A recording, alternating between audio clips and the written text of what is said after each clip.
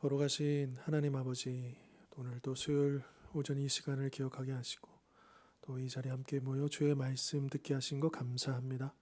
하나님의 말씀이 우리에게 들려질 때에 그렇게 그냥 흘려보내지 않고 가슴에 새길 수 있도록, 또 그 말씀을 품고 또 그 말씀대로 살아가기를 힘쓸 때 주님 능력 주시고 복 주시고 은혜 베풀어 주시옵소서. 마칠 때까지 함께해 주실 것을 믿사옵고 거룩하신 예수 그리스도의 이름으로 기도하옵나이다. 아멘. 우리 찬송가 526장입니다. 526장 목마른 자들아, 같이 찬송하시겠습니다.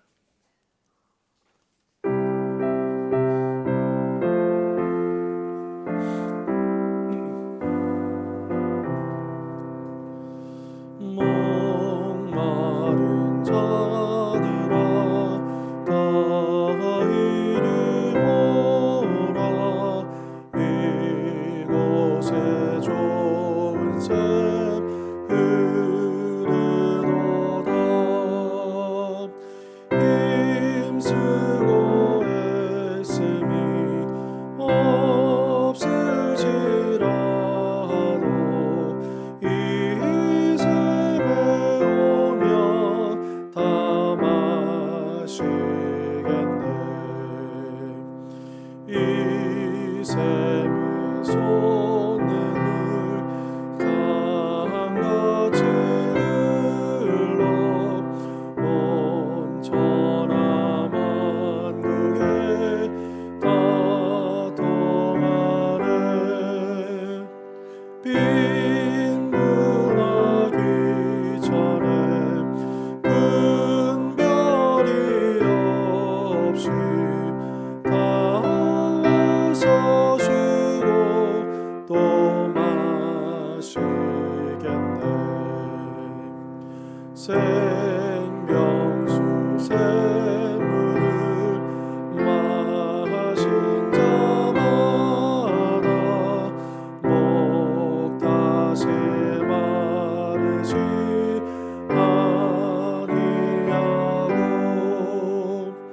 속에서 솟아나 생수가 되어 영원히 솟아 늘 풍성하리.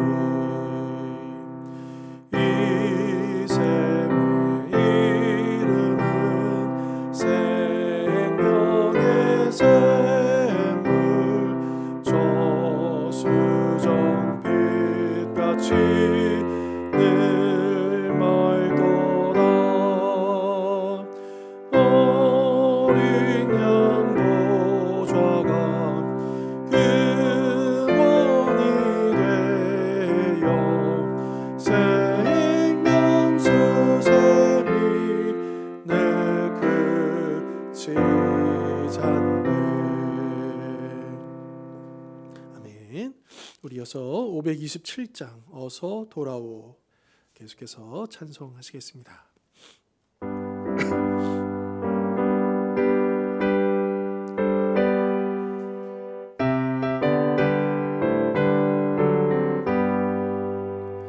어서 돌아오. 어서 돌아와노. 지은 죄가 아무리 무겁고 크기로 주 얻지 못한 당하고 못 받으시리요. 우리 주의 넓은 가슴은 하늘보다 더 넓고 넓어. 어서 돌아오. 어서 돌아와노. 우리 주는 날마다 기다리신다오.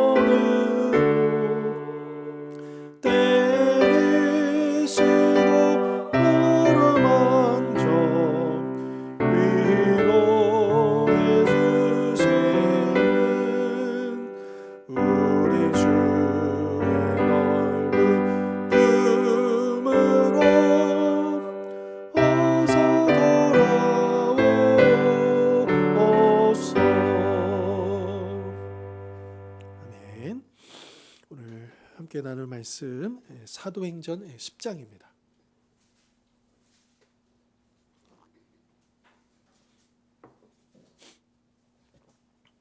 사도행전 10장 1절부터 8절까지 말씀.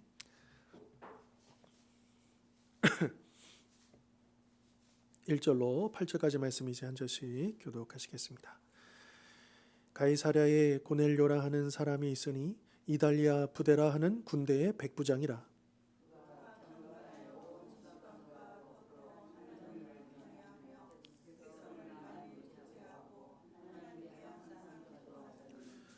하루는 제 9시쯤 되어 환상 중에 밝히 봄에 하나님의 사자가 들어와 이르되 고넬료야 하니,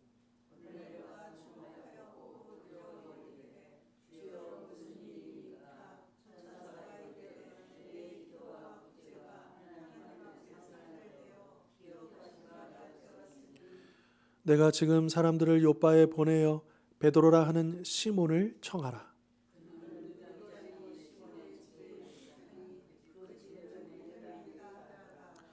마침 말하던 천사가 떠나매 고넬료가 집안 하인 둘과 부하 가운데 경건한 사람 하나를 불러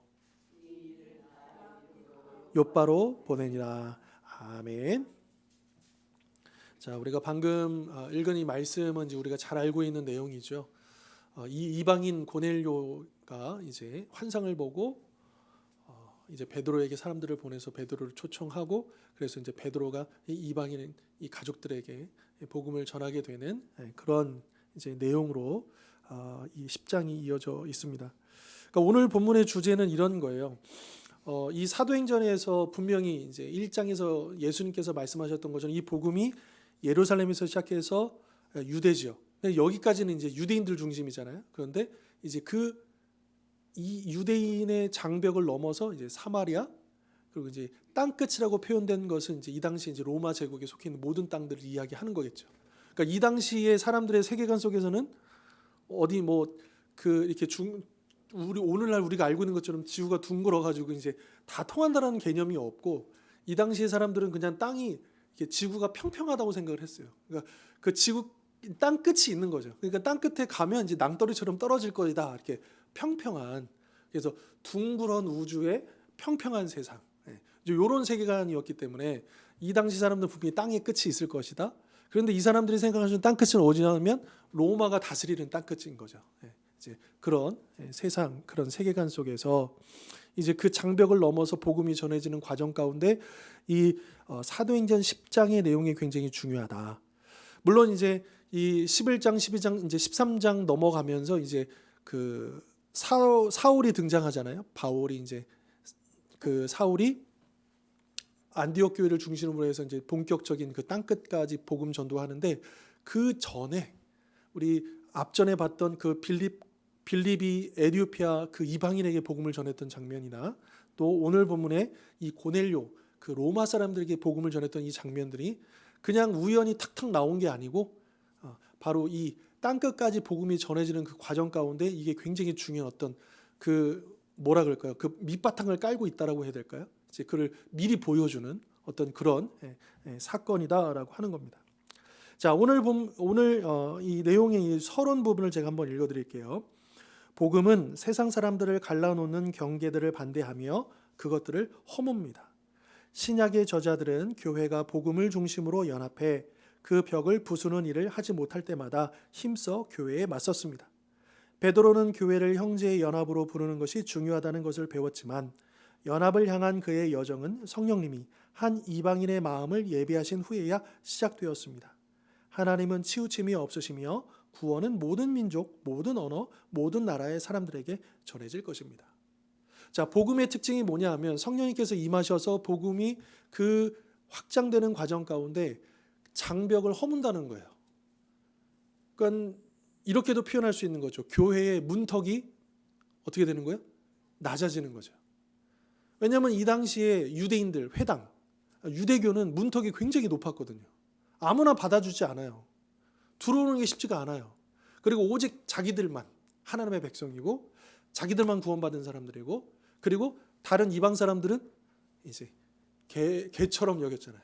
개와 같이 짐승처럼 여겼잖아요. 그러면서 막 혐오하고. 그러니까 유대인들 안에, 그러니까 한편으로는 자신들, 그러니까 여호와 하나님을 향한 좋은 믿음이 있었죠. 그건 참 좋은 거예요. 그런데 그것이 너무 강하다 보니까 이 편견과 어떤 다른 이제 문화, 다른 민족, 다른 사람들을 향한 게 다 막혀 있었다. 근데 복음이 그 장벽을 허물었다라고 하는 겁니다. 그런데 이 유대인들이 그렇게 자신들의 조상이라고 믿고 있는 아브라함에게 주신 하나님의 말씀을 생각해 보면 이미 하나님께서 아브라함을 부르실 때 그를 왜 부르셨는가? 그의 부르심 가운데 나오잖아요. 아브라함 그 자손들에게만 복을 주시기 위해서 그를 부른 게 아니고 그를 통해서 모든 사람들이 하나님을 알게 하고 하나님께로 오게 하기 위해서 이 아브라함을 부르신 거잖아요.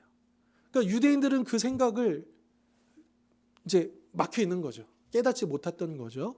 자, 그러면 이거를 오늘날 우리에게 좀 적용해 본다면, 그러면 오늘날 우리 교회의 문턱은 어떤가?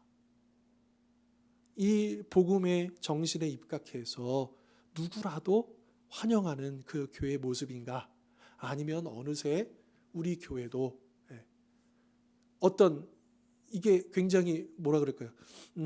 어떤 정치적인 보수라는 의미가 아니고 뭔가를 지켜야 된다는 그 의미에서의 보수요.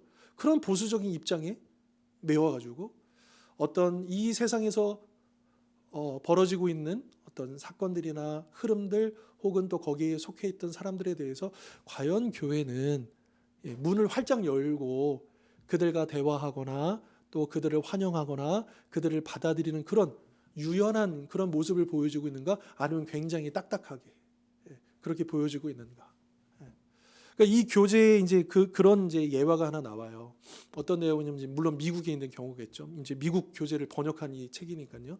근데 이제 이 저자가 직접 경험한 거예요. 이제 미국에 이제 어떤 그 시골 그 이제 그 교회에, 그 교회는, 그러니까 미국에는 그런 거 있잖아요. 백인 남성 중심의 기독교라고 하는 그런 벨트들이 있어요. 그러니까 이제 화이트 교회인 거예요. 블랙 교회가 아니고 화이트 교회, 중산층.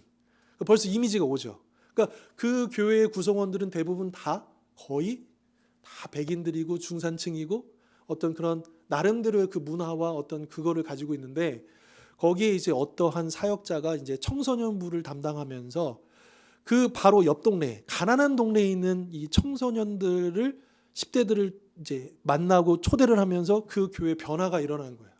그래서 이 아이들이 와가지고 처음에는 좀 뻘쭘하고 여기에 약간 적응 못하고 있는데 그래도 이 청소년 부에서는 이 아이들이 그래도 마음을 열고 이 가난한 아이들을 받아들이고 그 문화들에 대해서 받아들이면서 이 아이들도 마음이 열리고 복음을 영접하면서, 그러니까 이 아이들이 어떻게 하겠어요? 자기네 지역에 있는 아이들을 또 데리고 오겠죠. 그러니까 막 이게 많아지다 보니까 어떤 일이 생겼냐면 이제 어른들이 그걸 불편해하는 거예요.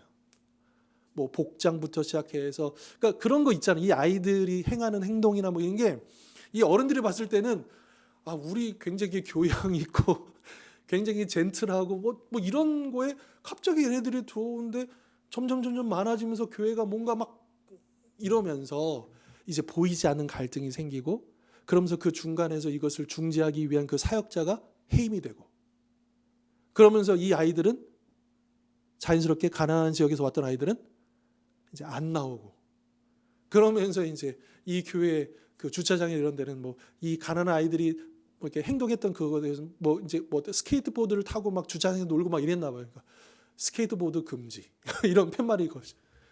그러면서 그 교회는 그냥 예전으로 돌아갔어요. 그냥 평화롭게 돌아갔어요. 근데 과연 이게 하나님 보실 때 정말 이게 복음의 정신에 입각한 것인가라고 하는 거죠. 근데 이게 남의 교회만의 일은 아닐 수 있다라는 거예요. 얼마든지 우리 일일 수도 있는 거죠. 왜냐하면 우리가 알게 모르게 우리는 어떤 익숙한 것을 그대로 가져가려고 해요. 변화에 대한 부분들은 사실은 이제 편하지가 않는 거거든요. 그러니까 옳고 그름 이전에 일단은 좀 마음이 좀 편하지가 않는 거예요. 뭔가 이렇게 새롭게 해야 되고 뭔가를 바꿔가려고 하는 게 참 어려운 거죠. 근데 과연 그런 부분에 있어서 혹시 우리가 이 복음이 흘러가고 교회의 문턱을 낮추는데 우리도 혹시라도 그러한 어떤 편견이나 장벽들을 가지고 있지 않은가 좀 돌아볼 필요가 있겠다. 우리가 지금 현재 그렇다는 게 아니고 그래도 혹시라도 그런 것은 없는지 우리가 늘 점검할 어떤 이제 주제로 우리가 오늘 좀 살펴보았으면 좋겠다라고 하는 겁니다. 자, 오늘 본문에 등장하는 이 고넬료는 누구냐 하면 이방인인데 특별히 로마 사람, 그것도 이탈리아 부대, 그러니까 그 군인이죠. 그러니까 지금 이 가이사라는요 총독이 관저가 있는 곳이에요. 그러니까 이 총독이 여기서 이스라엘 이 지역을 이제 관할하는데 군대가 예루살렘에는 군대가 있긴 있어요. 우리 사도 바울이 그 예루살렘에서 체포될 때도 천부장이 군대를 동원해서 이렇게 있잖아요. 근데 그거는 아주 제한적으로 치안을 위해서 최소한의 인원만 있는 거예요. 그 요색에. 그런데 진짜 좀 군대라고 할 수 있는 그 부대 정도는 예루살렘에서 좀 멀리 떨어진 이 북부 지역의 이방인 지역의 가이사라라고 하는 이 지역에 이제 총독도 여기에 있고 또 진짜 본 부대는 여기 있는 거예요. 바로 이 부대에 속한 백부장이 여러 명이었겠죠. 뭐 군대가 인원이 꽤 많으니까 100명을 지휘하는 이제 그 우리로 치면 뭐 중대장급이라고 해야 될까요? 그런 중대장급의 이제 이 백부장이라는 이 사람이 여기 주둔해 있는데 그러니까 여기에서 뭐 근무를 한 달, 두 달 하는 게 아니고 1년, 2년 꽤 오랫동안 하겠죠. 여기 와서. 그러니까 이제 이 사람은 고넬료라는 이 사람은 여기에서 기거하면서 보통 이런 로마 사람들은 일단 기본적으로 모든 신, 그러니까 여러 신들을 섬깁니다. 다신론이에요. 그러니까 예를 들어서 이 군인이 뭐 유대 지역이든 다른 타 지역이든 가면 그 지역에 있는 신들이 있을 거 아니에요. 그러면 이 사람들은 기본적으로 그냥 의례껏 인격적으로가 아니고 그냥 그 지역에 내가 적응해야 되고 그 사람들하고 좋은 관계를 맺어야 되니까 그 신을 그냥 받아들이는 거예요. 그래서 자기가 원래 이제 로마 사람으로서 자기가 섬기던 어떤 신도 있을 것이고 그리고 새로운 지역에 가면 내가 거기에서 살기 위해서 주둔하고 또 어떤 그 생활을 하기 위해서 그 지역에 있는 신들도 그냥 받아들일 수 있는 거고요. 또 한편으로는 이런 부분도 있어요. 로마인은 이 유대인들을 조금 어때요? 낮게 볼 수 있는 거죠. 왜냐하면 로마인의 입장에서는 피지배를 받는 식민지의 사람들에 불과한 거잖아요. 그리고 자신보다도 교육 수준이 낮다라고 생각하고요. 특별히 로마 이 백부장은요. 우리가 생각할 때는 그냥 군인이라고 생각하는데 굉장히 교육 수준이 높습니다. 로마 시민이 아니면 군인이 될 수가 없어요. 굉장히 법적으로나 여러 가지 면에서 수준이 있는 사람들이라는 거예요. 그러니까 이 자기네 이 로마 제국을 통치하는 유대 사람들이 믿는 이 신을 여호와 하나님을 그저 그냥 그 민족의 신화 정도로만 여기고 무시할 수도 있는 거죠. 그런데 이 오늘 본문을 읽어보면 이 고넬료라고 하는 사람은 2절에 보십시오. 그가 경건하여서 하나님을 경외했다. 근데 이 하나님을 경외하는 게 진정성이 있었던 게 뭐냐면 많이 구제하고 항상 기도했다. 여기서 드러나는 거죠. 그러니까 이 고넬료는 그냥 의례껏 그 지역 신, 이 유대의 신을 받아들였거나 혹은 반대로 무시했던 사람이 아니고 정말 인격적으로 하나님을 경외하고 그리고 진심으로 관심을 가지고 어떤 그 지역에 생활하면서 뭐 아무래도 그런 부분이 있을 수 있겠죠. 그 백부장은 아니지만 예수님 그 복음서에 보면 그 백부장이 자기 하인을 고쳐달라고 예수님께 사람을 보내잖아요. 그래서 예수께서 오셨을 때 그 지역에 있는 장로들이 이 백부장은요 이 회당을 위해서도 헌금도 많이 했고요 좋은 일도 많이 했으니까요 이 백부장의 소원을 꼭 들어달라고 이 장로들이 이 예수님께 간청하는 모습이 나오거든요. 그러니까 그런 백부장하고 좀 비슷한 이미지인 거예요. 그 지역에서 굉장히 우호적인 관계를 가지고 또 신앙도 받아들이고 했던 경건한 그런 사람이었다라고 하는 거죠. 자, 그런데 하나님께서는 바로 이 이방인의 마음, 이 고넬료의 마음에 무엇을 심어주셨냐면 갈급함을 심어주셨다는 거예요. 갈급함을. 그러니까 분명히 이 사건을 우리가 통해서 좀 추정해 볼 수 있는 건 뭐냐 하면 비록 이 고넬료가 하나님을 경외하고 또 구제도 많이 하고 기도도 많이 하는 사람이었지만 그 안에 뭔가 갈급함이 있었다라고 하는 거예요. 그러니까 거기에서 뭔가 그걸 넘어설 수 있는 무언가 더 깊이 나아가야 할 그 무언가가 있었다라고 하는 거죠. 그래서 그 3절에 보면 제9시쯤 환상 중에 하나님이 천사를 보내셔서 그를 만나 주셨다라고 하는 거고요. 제9시쯤이라고 하는 것은 유대인들의 기도 시간이죠. 그러니까 이것만 보더라도 이 고넬료가 굉장히 진짜 진심으로 이 유대교에 대해서 마음을 열고, 아직 기독교는 몰라요. 그런데 이 여호와 하나님에 대한 그게 있는 거죠. 자, 그렇게 해서 이 하나님께서 이 환상 중에 이제 지시를 하는 거, 아주 구체적으로 디테일하게. 그래서 사람을 보내서 요빠라는, 이제 가이사랴에서 이제 좀 내려와야 되죠, 남쪽으로. 그러면 요빠라는 도시에 베드로라는 시몬이 있는데 그 사람은 또 무두장인 시몬의 집에 거하고 있다라고 아주 정확하게, 그러니 그 사람을 초대해라라고 말씀을 하십니다. 자, 그런데 여기서 한 가지 질문이 있어요. 혹시 만약에 하나님이 환상까지 보여주셨는데 예수님을 보여주셨으면 어땠을까? 굳이 베드로를 오라고 하지 말고 그냥 예수님이 딱 나타나셔가지고 내가 그 구주 예수다, 그러면서 그렇게 환상과 기적을 통해 가지고 믿게 만드셨으면 어떠셨을까라는 생각 잠시 한번 해보고요. 그런데 하나님은 그렇게 하지 아니하시고 하나님의 사람을 통해서 이 고넬료에게 복음을 전하게 하시잖아요. 그러니까 이게 하나님의 방법이다라고 하는 거죠.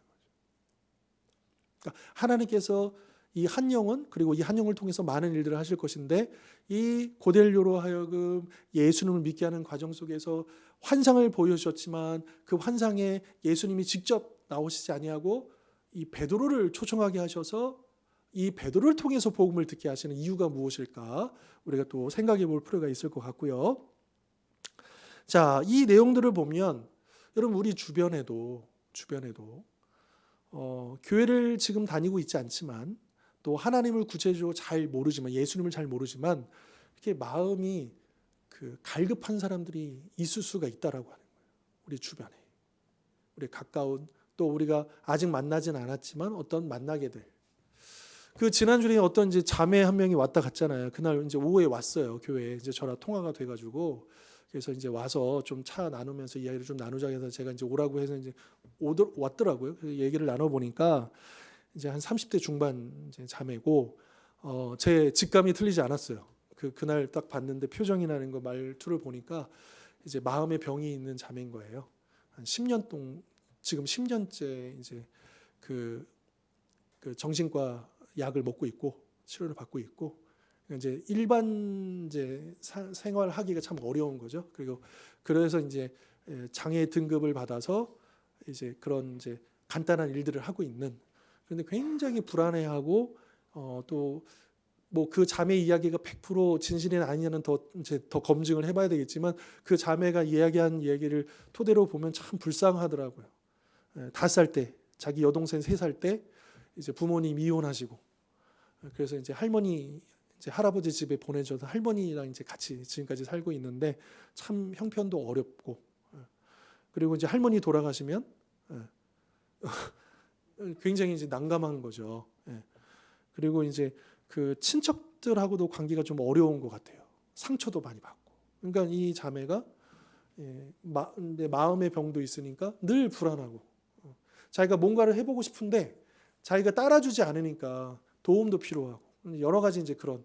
물론 이제 이런 분들은 이제 저도 처음 만나본 건 아니기 때문에 이제 좀 더 차분하게 해서 좀 대화를 해가면서, 아무튼 이제 다음 주에 다시 제가 초대를 했어요. 그래서 어쨌든 다음 주에 시간 다시 알려주고, 그래서 예배 와서 먼저 예배 드리면서 차근차근히 여기서 이제 좋은 분들도 만나고 관계를 맺고 그렇게 하라. 근데 이렇게 갈급한, 근데 이 자매가 얘기를 그날 들어보니까 교회를 찾으러 돌아다녔던 건 아니더라고요. 그냥 여기 지나가는데 이제 여기 앞에 안내서 있잖아요.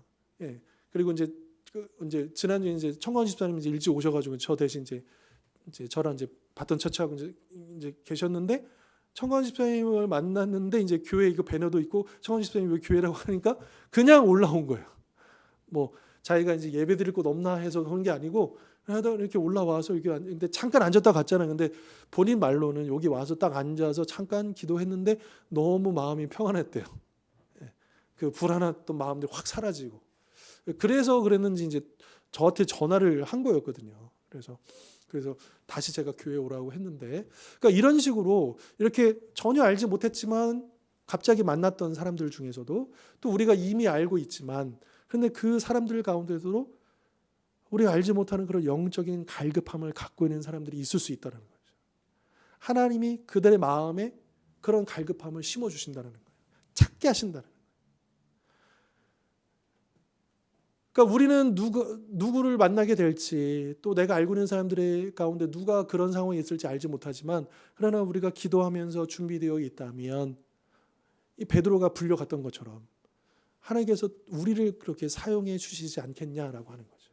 우리가 언제라도 준비되어 있으면 그런 사람들을 만났을 때 복음을 그들에게 전해줄 수 있는 기회가 찾아올 것이다라고 하는 것입니다.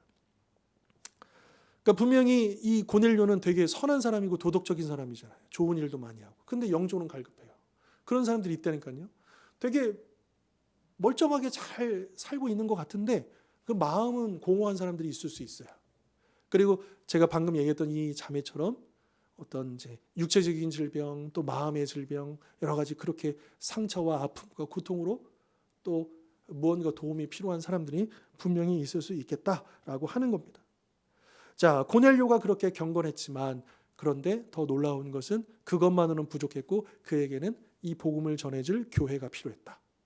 그 복음의 사람들이 필요했다. 공동체가 필요했다라고 하는 것을 우리가 방금 읽은 본문을 통해서 우리가 알 수 있는 거죠. 자, 그 다음은 여러분 9절 한번 보시면, 이튿날 이제 요바로 출발해서 이제 하루가 걸린 거예요. 이튿날 그들이 길을 가다가 그 성에 가까이 갔을 그때에, 하필이면 그때입니다. 우연이 아니라는 거죠. 그래서 고넬료가 보낸 사람들이 하루 걸려서 요바에 딱 도착해가지고 또 이제 이 무두장이 집에 근처에 가까이 딱 이르는 그 시간, 마침 그때가 베드로가 기도하려고 딱 이제 준비하려고 했었던 제6시, 낮 12시죠. 그러니까 이때 이제 기도하는 그 시간이었다라고 하는 겁니다. 10절, 그가 시장하여 먹고자 하매 사람들이 준비할 때에 황홀한 중에, 그러니까 환상 중에 하늘이 열리며 한 그릇이 내려오는 것을 보니 큰 보자기 같고 내 귀퉁이를 메어 땅에 들이웠더라. 여러분 그림이 그려지십니까? 그릇인데 보자기 같은 그릇이에요. 그런데 내 모퉁이에 끈이 달린 것처럼 해서 이게 하늘에서 쫙 이렇게 내려오고 있었다라고 하는 거죠. 그 안에는 땅에 있는 각종 네 발 가진 짐승과 기는 것과 공중에 나는 것들이 있더라.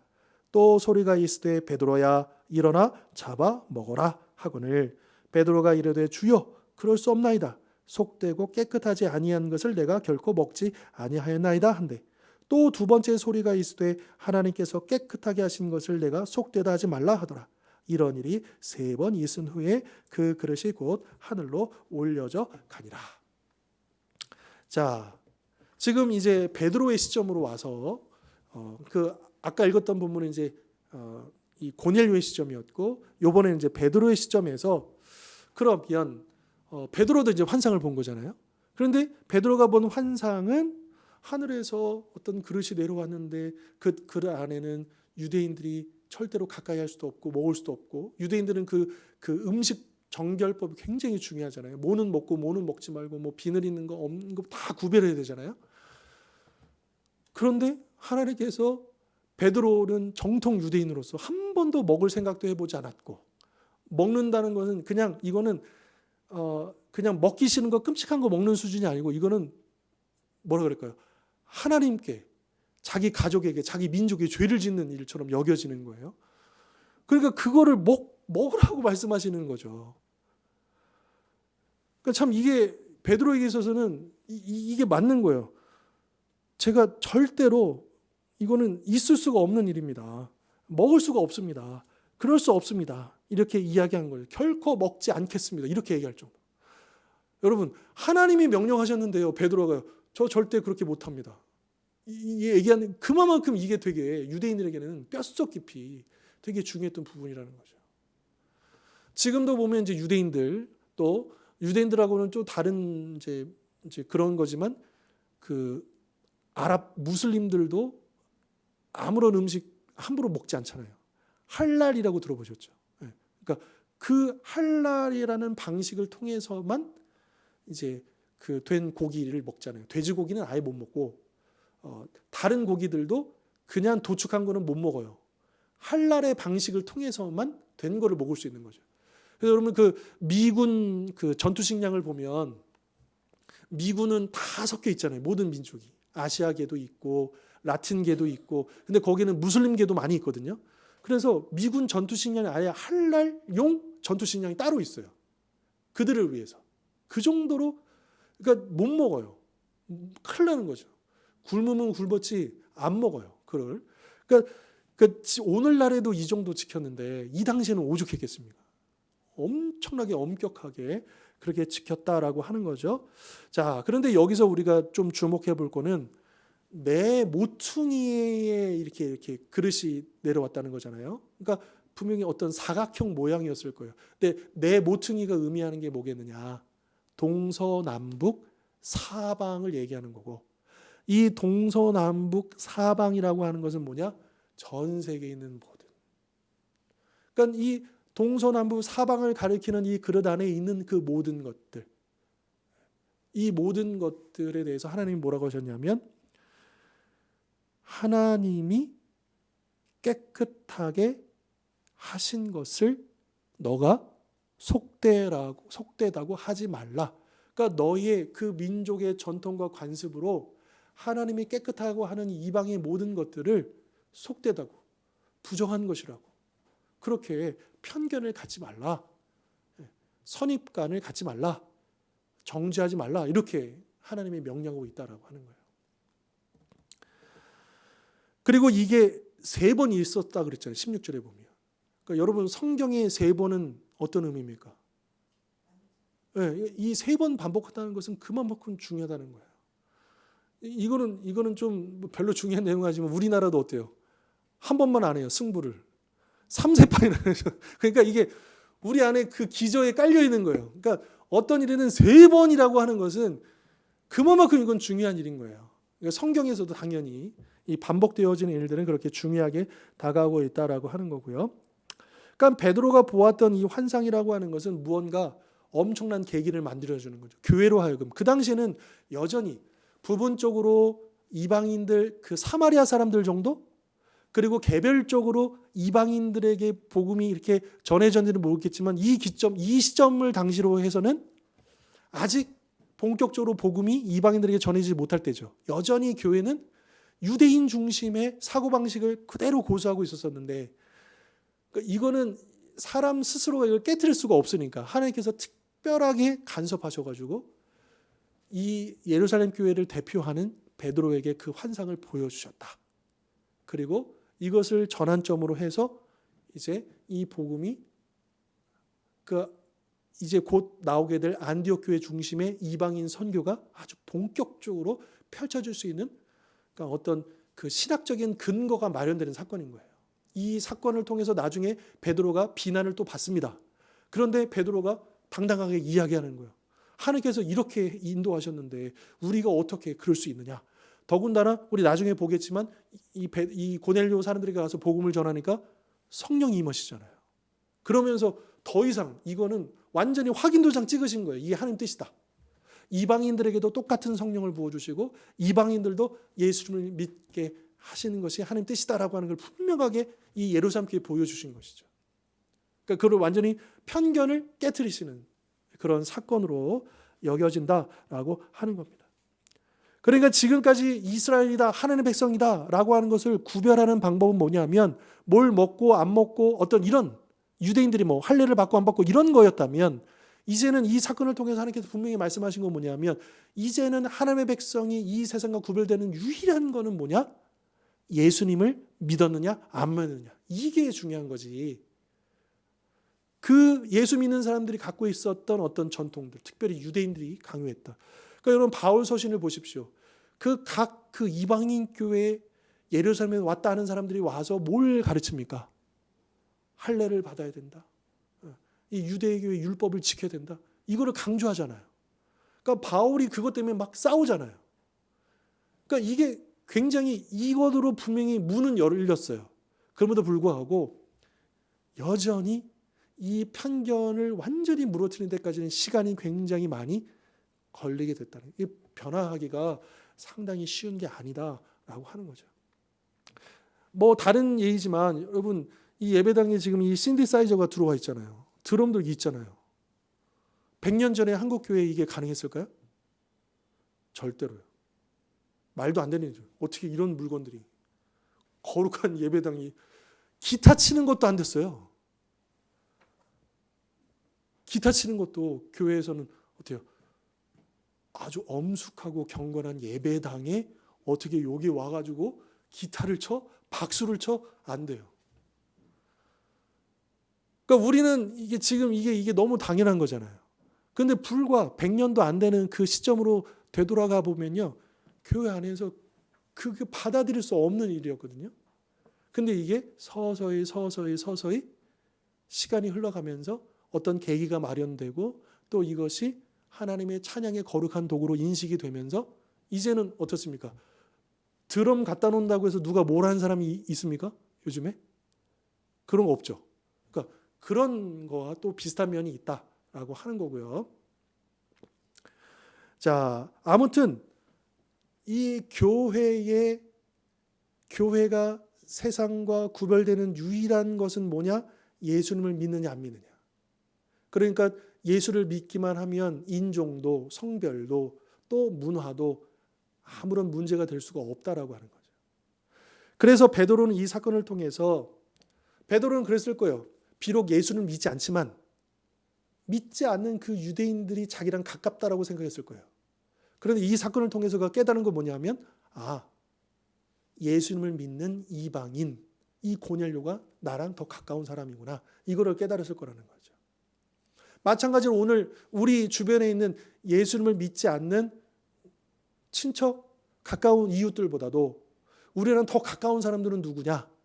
저 아프리카 교회에 예수를 믿는 사람들, 다른 지역, 다른 나라, 다른 인종, 다른 문화권에 있는 예수님을 믿는 그 사람들이 사실은 우리랑 더 가까운 사람들이라고 하는 것을 우리가 또한 인식할 필요가 있겠다라고 하는 것입니다. 자, 여기서 하나님이 깨끗하게 하신 것을 속되다고 하지 않기 위해서 우리가 거부하거나 느슨하게 붙들어야 될 전통은 무엇일까? 혹시 그런 게 있을까요? 그래도 우리 교단은 이제 90년대에 이미 이제 그 편견을 깨트리긴 했는데, 이제 여성 안수, 이제 여성 사역자들에게 안수를 주잖아요.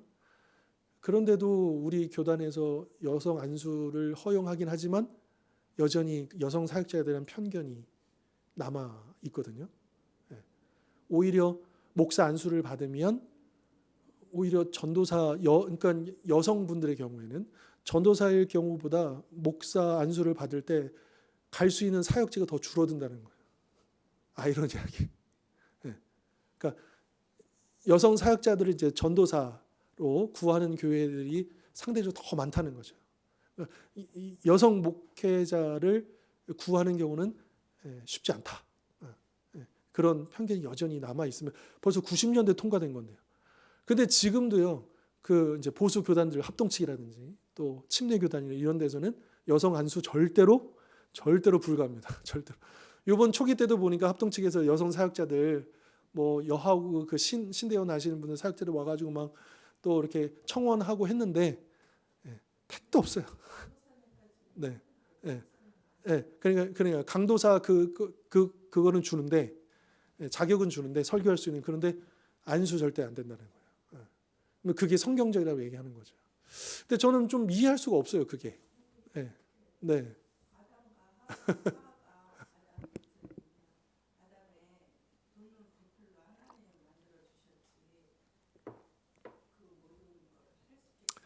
그 이제 돕는 배필이라는 그 번역 자체를 우리는 꼼꼼히 살펴봐야 된다는 거죠. 그 돕는 배필이라는 거는 한글 번역이잖아요. 그럼 그 원문이 뭘 얘기하고 있는가? 그 원문은 우리가 생각할 것처럼 그저 보조라는 의미가 아니에요. 그러니까 아담은요, 하와가 없이는 완전해질 수 없는 존재예요. 그런 의미에서 돕는 배필이지. 그러니까 아담이 있고 하와가 그 밑에 있는 그런 개념이 아니다. 보조해주는 개념이 아니다. 여러분 하나님 앞에서 남자든 여자든 아담이든 하와든 어떻습니까? 평등합니다. 하나님께서 창조하신 거예요.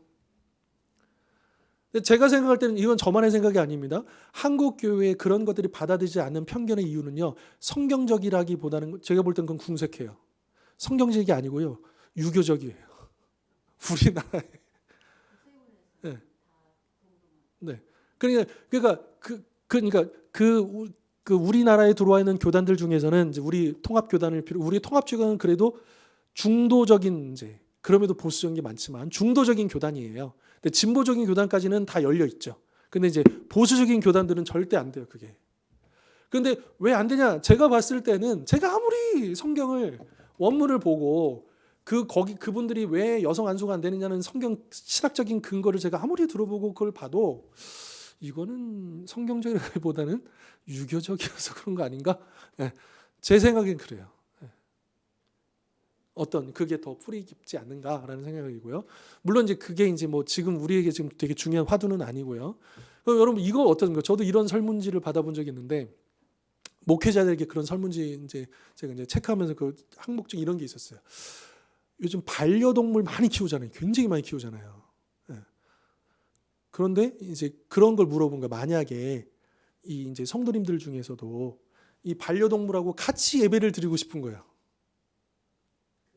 네. 그런데 이제 여기 예배당의 대우기는 좀 그렇잖아요. 그래서 마치 그 이제 아이들에서 잠옷을 맞는 것처럼 그 성도들로 하여금 물론 이제 이런 자그마한 규모의 교회에 해당되는 건 아니겠죠. 그러니까 좀 규모가 있는 교회에서 반려동물과 함께 예배할 수 있는 공간을 만들어주는 건 어떠냐?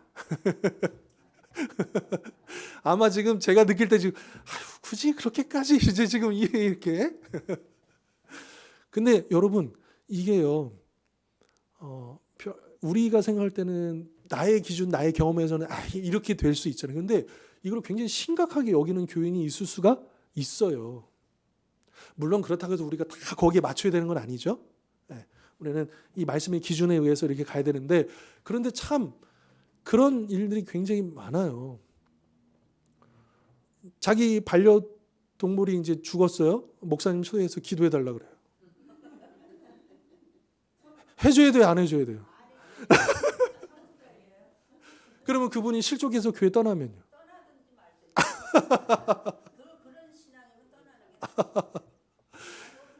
네, 네, 네. 근데 여러분 이제 그 사실은 이제 대다수의 이제 우리 생각 그래요. 근데 그분에게서는 호렬단신 정말 자기 그 혈육처럼 키웠던 반려동물이에요.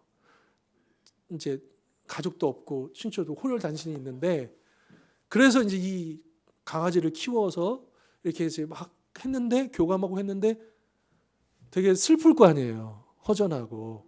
예. 예. 예. 자, 일단 우리 교회는 그 말도 안 되는 걸로. 아마 이제 우리 교회에서 그걸 요청하실 분은 없는데 이제 이제 정말 이런 것들이 굉장히 많아요. 많다고요. 참 어렵죠. 여러분 그 또 이제 참 민감한 부분이에요. 성소수자들. 그분들도 예배하기를 원하고 자신들도 하나님 예배한다고 하는데 그분들이 만약에 우리 교회에 온다면 여러분 어떻게 하시겠습니까? 아, 그래요? 참 쉬운 일이 아니죠. 어떤 분들은 괜찮다고 하지만 또 어떤 분들은 불편한 거예요. 네. 네. 그러니까 참 어려워요. 물론 우리가 구별할 줄 알죠. 무엇이 하나님 뜻인지 아닌지. 그죠? 그게 근데 우리가 견지하고 있는 이거는 하나님 성경적인 입장에서 이거는 잘못된 것이라고 하는 이거를 얘기하는 것만으로도 그들에게는 폭력이 되거나 잘못됐다라고 얘기하는 사람들도 있거든요. 근데 우리는 중세 시대처럼 다 하나님 믿는 그런 시대에 살고 있는 게 아니잖아요. 우리는 하나님 믿지 않고 있는 이 시대 속에서 우리가 속해 있잖아요. 그러니까 정말 뱀처럼 지혜롭고 비둘기처럼 순결해야 되는 거예요. 예수님께서 제자들을 파송하시면서 내가 이 양떼들을 그 늑대 무리에 보낸 것 같은 심정이다. 그러면서 너희들은 그 늑대 무리와 같은 이 세상 속에서 뱀과 같은 지혜를, 그러면서도 비둘기 같은 순결함을, 거룩함을 지키라고 했잖아요. 이게 정말 어려운 일이거든요. 네. 네. 그러니까 이제 간교함을 이제 객관적으로 보면 간교하다는 그 표현 자체는 굉장히 뭐가 주관적인 게 들어간 거잖아요. 그런데 그 단어가 그냥 주관적인 걸 빼버리면 정말 지혜롭다는 뜻이거든요. 근데 물론 사탄은 그냥 단순히 지혜로운 존재가 아니죠. 간교한 존재죠. 그런데 이제 그거를, 그러니까 그럼 예수님 우리에게 뱀처럼 되라는 게 아니고요. 그러니까 비유를 그렇게 드시는 거죠. 그럼 비둘기는 뭡니까? 비둘기가 여러분 깨끗합니까? 냄새 나지 않아요? 그러니까 그렇게 이해하면 안 되는 거예요, 성경을. 그러니까 예수님이 의도하신 건 뭐냐면 방점은 그거예요. 지혜와 거룩함이지. 너무 거기에 막 그 연연해하지 마시고 예수님의 방점은 그거예요. 이 지혜와 분별력과 거룩함, 이거를 우리가 가져야 되는데, 근데 우리가 어쨌든 복음의 정신으로 예수님의 그 사랑으로 풍성한 사람들은 어쨌든 사람마다 또 교회마다 차이는 있을 수 있겠지만 할 수 있는 대로 우리는 마음을 열고 문턱을 낮추는 것이 복음의 정신에 입각한 것이다. 할 수 있다면 우리가 최선을 다해서 그를 이해하고 받아주고, 물론 내가 비록 동의할 수 없는, 받아들일 수 없는 그런 입장들, 그런 주장들이 할지라도 우리가 거기에 동의하자는 것도 아니고, 그것을 우리가 타협하자는 것도 아니고, 그런 입장이 아니고, 그러나 우리가 예수님의 그 사랑으로, 그러니까 여러분은 뭐 그 막 그런 거 있잖아요. 1년에 한 번씩 꼭 서울도 그렇고 막 보면 퀴어 축제하면 막 그 개신교 그런 단체에서 나와서 맞불 집회하고 막 이러잖아요. 여러분 그거는 어떻게 생각하십니까? 그러니까 그걸 반대하는, 이게 잘못됐다라고 하는 건 우리는 동의해요. 그죠? 네, 동의한다고요. 그런데 그 잘못됐다라고 하는 것을 표현하는 방법에 있어서 여러분들 어떠십니까? 아주 과격하게. 그래서 막 해가지고 막 그거를 막 방해 놓고 막 이렇게 하는 부분에 있어서 어떻게 생각하십니까? 그래도 그 정도는 괜찮다고 생각하십니까? 어떠십니까? 네. 그러니까 이제 그거를 우리가 제지를 해야 된다라고 하는 것도 좀 생각해 볼 필요가 있는 거예요. 그러니까 아까도 말씀드린 우리가 살고 있는 이 세상은 하나님의 법으로 다스려지는 세상이 아니죠. 여러분 이렇게 얘기해 볼까요? 지금 무슬림 지역들 보면 이란이라든지 이란 볼게요. 이란에는 정치적으로 헌법에 따라서 권력 서열 1위가 대통령이 있잖아요. 그죠? 법으로요. 그런데 이란의 종교 지도자가 그 헌법에 의해서 선출된 그 대통령보다 더 권력이 세요.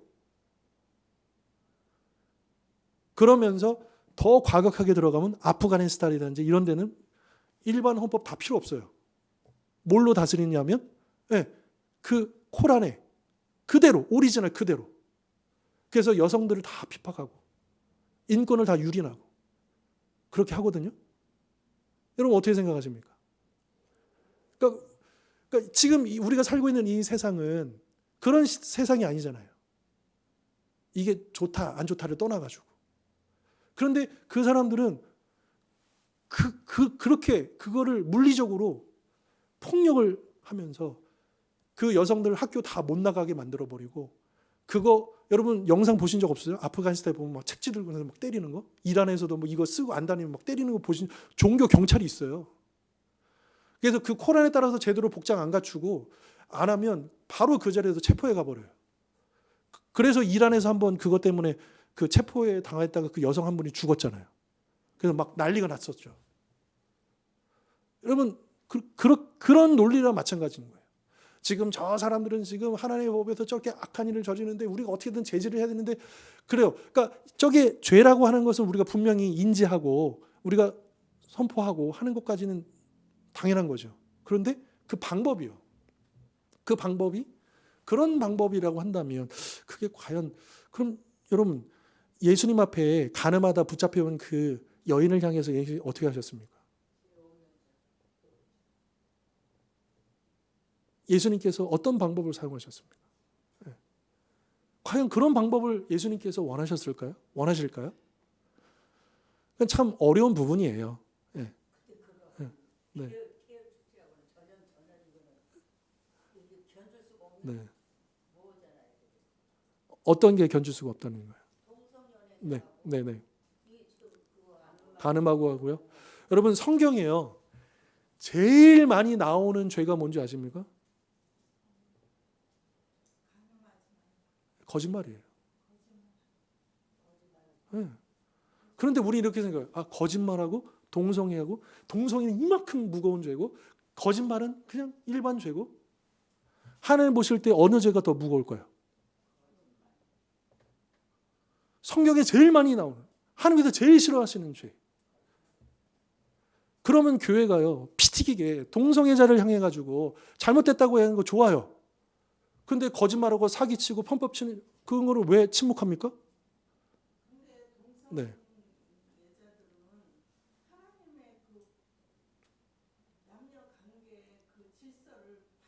네. 그러면 거짓말은 하나님의 질서를 파괴하는 거 아닙니까? 네. 그러니까 우리 성도님들 오해는 하지 마십시오. 제가 동성애를 지지하거나 제가 뭐 그 입장에 서 있는 거 절대 아닙니다. 예, 저도 분명하게 그 신학적인 입장은 있어요. 거기에 대해서 구별된. 그런데 이 교회에서 보면 막 뭐 좋아요. 이게 이 세상을 향해서 이건 죄악입니다. 이건 잘못된 겁니다. 하나님 창조주에 어긋난, 이건 좋아요. 그런데 그런 교회가 거짓말을 아무렇지도 않게 해요. 그럼 하나님 보실 때 사도 바울이 로마서에 뭐라고 얘기합니까? 유대인들을 향해서 야, 그 거짓말 하지 말라는 거, 도둑질 하지 말라는 이 율법을 너네들이 가르치는데 너네들은 더 하고 있지 않느냐? 하나님 앞에서 이율배반적이라는 거예요. 그러니까 우리가 딱 이거는 더 A, B 해가지고 이게 더 무거운 죄라고 딱 해놓고 이거에 대해서는 굉장히 열중하는데, 정말 진짜 여러분 우리 한국 교회가 동성애 때문에 지금 이 모양 이 꼴이 된 겁니까? 어떻게 생각하세요? 지금 우리 한국 교회가 요즘 이슈가 되고 있는 이 문제 때문에 지금 한국 교회가 이렇게 병들어갔고 대사회적인 역량을 잃어버린 거예요? 제가 볼 때는요, 거짓말 때문이에요. 아무렇지도 않게. 말씀대로 살지 않아요. 말씀대로 행하지 않아요. 말로도 거짓말, 행함으로도 거짓말.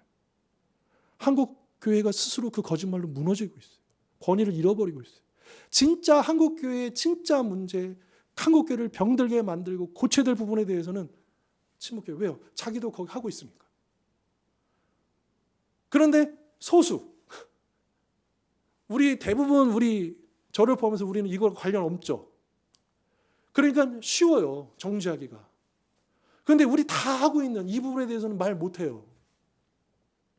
그러면서 오히려 그 몇몇 어떤 소수 과격한 지도자나 이런 사람들은 그거를 타깃으로 해가지고 마치 자신들이 우리가 정말 대단한 하나님의 어떤 전사와 같이 하나님 뜻을 행하는 사람들처럼 그렇게 보여지는지는 모르겠지만, 그러나 우리가 하나님 앞에서 얼마나 부끄러운 게 많습니까? 정말 그 죄 없는 사람이 먼저 돌을 던지라고 하는 예수님의 말씀이 정말 그대로 우리에게 적용되는 거 아니겠습니까? 여러분 정말 우리 한국 교회의 문제, 우리 문제가요, 거기에 있지 않아요. 그리고 우리가 그것에 대해서 여러분 우리의 진리 위에 분명히 서 있는데 무엇을 두려워합니까? 어쩌면 외부에 있는 게 아니라 우리 내부에 있는 이게 더 무서운 거예요. 우리를 무너뜨리고 있는, 병들게 만드는 그거이지 않을까요?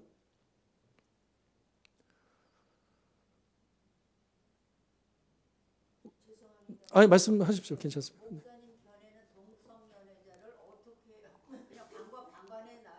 일단 저는 우리 교단의 입장을 따릅니다. 우리 교단은 분명해요. 죄죠. 하는 창조 질서에 어긋난 거죠. 하지만 그들을 정죄라기보다도 이제 그들에 대해서 그렇게 폭력적인, 과격적인 어떤 그런 식의 방식은 아니다. 예수님의 정신, 그 사랑의 정신이 위배된다. 우리 교단의 입장을 따릅니다. 그럼에도 불구하고 이제 우리 교단 안에 수많은 목회자들 중에서는 또 그거 아니다. 정죄하고 잘못된 이렇게 해야 된다는 분도 많이 계셔요. 그런데 과연 그게 예수님께서 원하시는 방식일까? 저도 분명히 그게 잘못된 죄라고 생각합니다. 도저히 받아들일 수 없는, 인정할 수 없는.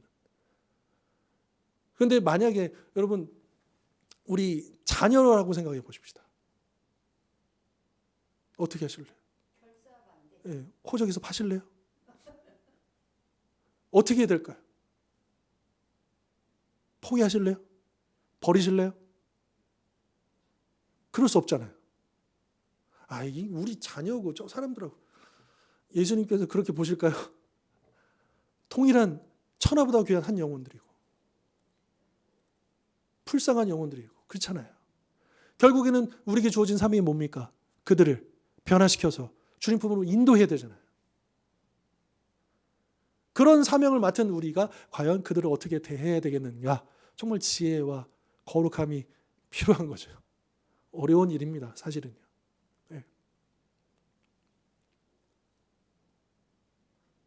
참 쉽지 않은 거예요. 그러니까 베드로에게 있어서도 이 고넬료를 찾아가는 것 자체가요. 말도 안 되는 일이에요. 이거는. 그럼 여러분 갈라디아서 보십시오. 사도 바울이 뭐라고 얘기했냐면 내가 베드로를 혼냈다는 거예요. 왜 혼냈습니까? 베드로가 이방인들하고 밥 먹고 있는데 식사하고 있는데 예루살렘에서 온 거예요. 그래서 베드로가 어떻게 했는지 아십니까? 도망갔어요. 그래서 그 옆에 있던 바나바도 같이 도망갔어요. 그래가지고 베드로가 사도 바울이 베드로를 공식적으로 당신 뭐요? 이렇게 그게 갈라디아서에 나와요.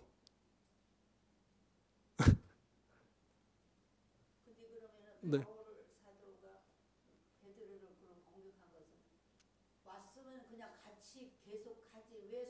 그렇죠, 그렇죠, 그렇죠. 이미 예수 그리스도 외에는 다른 구원의 길이 없다라고 가르쳤고, 왜 예루살렘 교회에서도 사도 그렇게 하기로 다 사도행전 15장에 보면 그 내용이 나오잖아요. 결의했잖아요. 아니 그렇게 해놓고 베드로도 지금 이 사건을 통해서 분명히 이방인들하고 이게 다 그랬잖아요. 그래놓고도 이방인들이 두려워서, 유대인들이 두려워서, 사람이 두려워서. 사도 바울의 말이 그거예요. 하나님을 두려워하기보다 사람을 두려워해서 그랬다. 이것도 이제 베드로의 연약함이었던 거죠. 그렇다고 해서 사도 바울이 완벽한 사람 아니죠? 그도 많은 연약함이 있었을 것이고요. 사도 바울도 그래서 자기가 완벽하니까 그렇게 했던 건 아닐 거예요. 중요한 것은 이게 복음의 위배가 되는 거를 염려하기 때문에 그걸 하나 예를 든 거죠. 그러니까 중요한 건 뭐냐 하면 복음이에요. 그 문제를 어떻게 바라볼 것인가, 복음의 관점에서 우리가 바라볼 필요가 있다는 거죠. 그래서 이 복음의 관점에서 우리가 바라볼 때 우리의 모든 경험들, 습관들, 우리가 익숙하던 것들, 우리의 문화와 어떤 이런 모든 것들을 내려놓고 오직 예수님의 그 복음으로 그 사건을, 그 사람을 바라보는 그 정신이 필요하다. 그게 없었다면 복음이 우리에게 올 수 있었을까요? 하나님이 깨끗하고 하신 것을 너희들이 속되다라고 하지 말라라고 하시고, 하나님이 사랑하시는 그 영혼들, 비록 그들이 악한 길을 걷고 있고 죄악의 자리에 서 있을지라도 그러면 우리가 그들을 향해서 그렇게 정죄하거나 또는 폭력적인 과격적인 그런 식으로 그들을 대해야 될까? 라고 하는 거죠. 교회가 어떤 곳이어야 될까? 거기에 대한 진지한 성찰이 필요하다 싶습니다. 물론 이해합니다. 오죽하면 더 답답하고 안타까워 하니까 그런 표현들도 하는 것 아니겠습니까? 그거를 모른다는 건 아니지만 좀 너무 그 감정에 치우치거나 그렇게 하기 전에 좀 차분히 우리가 말씀 위에서 이 현상들이나 사건들이나 이 모든 상황들 속에서 과연 교회가 복음의 정신에 입각해서 바라보고 있는가? 그래야 복음이 앞장서야 편견이 사라집니다. 우리가 이런 굵직한 이슈가 아니더라도 우리 그냥 우리 안에서, 여러분 다 교회마다 그 교회마다의 그런 전통이나 이런 게 있어요. 우리 교회는 이렇게 하는데, 우리 교회는 이렇게 해왔는데, 이렇게 우리 안에 이렇게 있어요. 그러다가 만약에 다른 걸 하면 우리 안 했던 건데 하면서 옳고 그름 이전에 일단은 약간의 거부감이 생기는 거죠. 그렇지 않겠습니까? 네. 그러니까 그런 부분에 있어서도 우리가 늘 복음으로 그 부분들을 바라보려고 하는 노력이 계속 필요하겠다.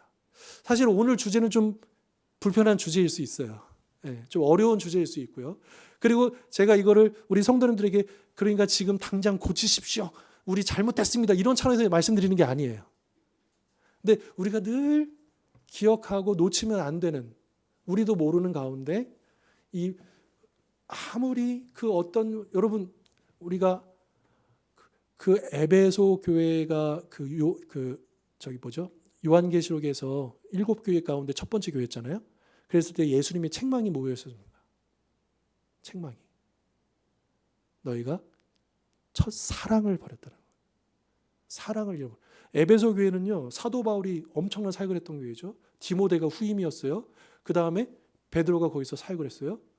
에베소 초대교회 에베소 교회는요, 어마어마하게 진리에 끝내주는 교회였습니다. 그런데 예수님께서 뭐라고 하시느냐? 사랑을 잃어버렸다는 거예요. 사랑을. 예리한 분별력은 가지고 있었지만 그러나 정작 사랑을 잃어버린 교회. 그러면 사실 사랑을 잃어버리면 우리 전부 다 잃어버린 거 아니겠습니까? 그렇지 않습니까? 왜요? 십계명이 무슨 계명이에요? 사랑 계명이잖아요. 하나님 사랑하라. 이웃을 사랑하라. 그렇죠. 이 사랑이라고 하는 이 사랑의 관점, 사랑의 정신, 복음의 정신이죠. 그게 십계명의 정신이고요. 예수님은 그 율법의 완성자이시잖아요. 사랑의 완성자. 그 불을 따르는 제자로서 과연 우리가 지금 이 시대에 여러 많은 다양한 사건들을 접하고 사람들을 대할 때 과연 우리가 어떻게 하고 있는가를 더 진지하게 살펴볼 필요가 있겠다라고 하는 거고요. 자, 우리 좀 시간이 좀 많이 지체됐는데 일단 베드로가 거기에 따라가잖아요. 그죠? 따라갑니다. 따라가서 만나게 되는데 베드로가 그 동행을 하면서 이런 말을 해요. 10장 28절 보실까요? 베드로가 이제 그 고넬료가 있는 집으로 가면서 이런 얘기를 합니다. 유대인으로서 이방인과 교제하며 가까이 하는 것이 위법인 줄은 너희도 알거니와. 그러니까 지금 베드로가 지금 이렇게 이방인 고넬료에 간다는 것 자체가 지금 자기가 연태까지 견지해 왔던 것들을 다 깨트려버리는 굉장히 참 자기도 두려운 일이라는 것을 고백하고 있는 거예요. 그럼에도 간 거예요. 왜요? 왜? 너가 뭔데 속되다고 하느냐? 그래서 자기 그거를 다 내려놓고 가는 거예요. 이게 참 중요하다는 거죠. 거기에 순종하는. 그래서 그 이방인을 만나러 가는 것이고요. 그래서 이제 3, 4절 이하에 보면 3, 4절 보실까요? 베드로가 이 고넬료하고 자초지종을 듣잖아요. 그래서 환상을 통해서 당신을 오라고 했고 당신이 이제 말씀을 주십시오. 그러니까 베드로가 얘기하죠. 34절에 내가 참으로 하나님은 사람의 외모를 보지 아니하시고 각 나라 중 하나님을 경외하며 의를 행하는 사람은 다 받으시는 줄 깨달았도다. 여기서 중요한 건 뭐냐? 하나님을 경외하며 의를 행하는 사람은, 더 나아가서 우리에게 지금 적용한다면 예수님을 믿는 사람이라고 한다면, 예수님을 믿겠다고 한다면 그가 어떤 사람이건 하나님이 다 어떻게 하신대요? 받으신대요. 심지어 우리가 혐오하거나 아니라고 생각했던 그 죄악이 있었던 그 사람들이 예수님을 받아들이고 예수님께로 돌아온다면 하나님이 받으시는데 우리가 어떻게 우리도 받아야죠. 그것을 믿고 따라야 되겠죠. 그렇지 않겠습니까? 그리고 나서 이제 이날 복음을 쭉 전합니다. 예수님께서 이렇게 하셨고 저렇게 하셨고 쫙 전하고, 그러니까 44절 베드로가 이 말을 할 때, 복음을 전했을 때 성령이 말씀을 듣는 모든 사람에게 내려오시니 베드로와 함께 온 할례 받은 신자들이 이방인들에게도 성령 부어 주심으로 말미암아 놀라니, 깜짝 놀라게 되고요. 47절 이에 베드로가 이르되 이 사람들이 우리와 같이 성령을 받았으니 누가 능히 물로 세례 베품을 그 말이요. 그러면서 이제 세례를 베풀면서 이 고넬료 가정 안에 모였던 모든 사람들이 이제 예수님의 제자가 된다라고 하는 것이죠. 여러분, 예수님은 비록 이스라엘을 통해서 오셨죠. 분명히 유대인으로 오셨지만 왜 오셨습니까? 유대인만을 위해서요? 아니죠. 모든 백성들을 위해서, 모든 나라, 모든 민족, 모든 영혼들을 위해서 예수님께서 오셨다. 그러니까 중요한 건 뭐냐면 종교나 혈통이나 성별이나 문화나 나라나 지역이나 입장이나 뭐 이런 게 아니고 중요한 건 뭐냐면 예수를 믿는 것. 예수님으로 우리가 하나 될 수 있는 것이고 예수님으로 우리의 모든 편견들을 내려놓고 그렇게 나아가야 되겠다라고 하는 것입니다. 자, 결론 부분 제가 읽어드릴게요. 우리는 베드로와 고넬료의 이야기에는 익숙할지 몰라도 우리 마음에 자리 잡은 암묵적인 편견에 관해서는 무지할 수 있습니다. 따라서 초대교회처럼 우리도 잠시 멈춰서 자기 양심을 점검하고 정치, 경제, 사회, 인종적으로 우리와 다른 사람들을 향한 태도가 그리스도의 몸의 연합을 가로막고 있지는 않은지 자문해 봐야 합니다. 어려운 문제지만 예수님 안에 있는 사람들을 치우침 없이 대하거나 구별하지 않는 교회를 만들기 위해서 깊이 생각해 볼 만한 문제들입니다. 여기서도 얘기하지만 좀 어려운 문제예요. 쉬운 문제는 아닙니다. 괜히 제가 이런 주제를 또 나누게 돼서 또 우리 성도님들 또 괜히 마음 불편하게 더 혼란스럽게 한 거는 모르겠지만 그러나 이것만은 분명히 하십시다. 우리가 예수 그리스도 그 복음이 제일 중요하다. 그리고 그 복음에 입각해서 우리가 이 세상을 바라보고 사람들을 대하고 그 상황들을 해석하고 우리가 받아들일 마음이 필요하다. 그래서 잠깐 멈춰서 혹시라도 우리가 그런 편견이나 장벽을 세우고 있지 않은지를 돌아보고 그렇다고 한다면 우리가 물론 이건 우리 노력만은 되지 않을 거예요. 베드로도 그랬잖아요. 성령님의 은혜가 필요하죠. 그래서 제가 원하는 것은 우리 주원교회가 하나님의 은혜 가운데서 우리가 억지로가 아니고 하나님의 그 은혜 가운데서 우리 기존에 있는 우리 성도들 사이에서도 그렇고 또 새롭게 만나게 될 그 사람들을 위해서도 그렇고 우리의 마음을 열고 내려놓고 내 기준으로 그렇게 바라보고 판단하는 게 아니고 예수님의 눈으로 바라보고 그들을 품을 수 있는 좀 넓은 마음을 가질 수 있는 또 낮은 문을 가질 수 있는 그런 주원교회 함께 세워가실 수 있기를 주님의 이름으로 축원합니다. 기도하겠습니다. 하나님 아버지, 오늘은 조금 어렵고 조금은 무거울 수 있는 주제를 다루어 보았습니다. 분명한 것은 우리가 예수 그리스도의 복음에 입각해서 이 세상을 바라보고 또 사람들을 대해야 한다는 것입니다. 우리는 비록 예수님을 위한다 하고 말씀을 지킨다 하면서 정작 예수님의 마음을 잃어버리고 그 사랑을 놓칠 수가 있음을 기억하게 하여 주십시오. 우리도 늘 연약하고 또 부족하기에 그럴 수 있다는 것을 인정하면서 겸손히 하나님의 말씀을 또 하나님의 은혜를 받아들여서 이제 누구라도 우리 교회를 만나고 또 이 교회에 오신 분들은 참 이곳은 넓은 곳이구나. 또한 누구라도 환영해 주는 곳이구나. 열려있는 곳이구나. 이렇게 느낄 수 있는 참 좋은 교회 될 수 있도록 우리 모든 성도님들을 사용해 주시고 또 우리의 마음을 활짝 열어주시고 그렇게 준비되어서 귀한 영혼들을 우리에게 허락하여 주시옵소서. 감사드렸고 거룩하신 예수 그리스도의 이름으로 기도하옵나이다. 아멘.